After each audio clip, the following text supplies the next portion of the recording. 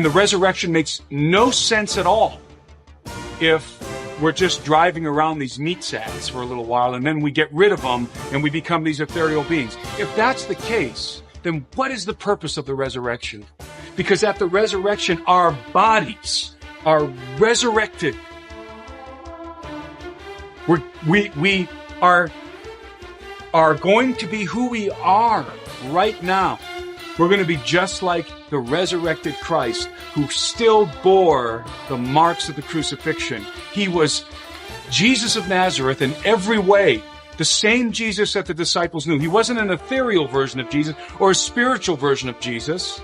He was a physical version of Jesus. He was the same guy, but in a resurrected condition, aided in their midst. That was to demonstrate that he was a human being.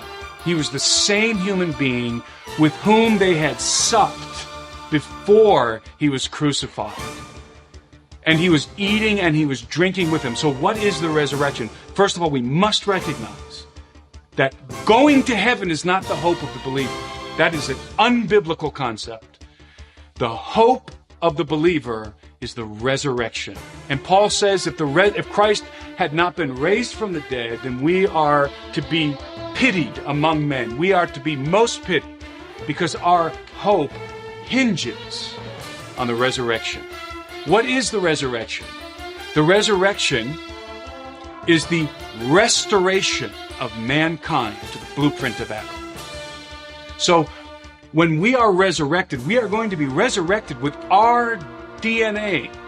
We're going to be who we are now, but our genetic code is going to be completely purified, restored to the unadulterated blueprint of Adam, the genetic blueprint of Adam. We're not all going to look like Adam. We're all going to retain the genetic trademarks that make us who we are, but without the mutations.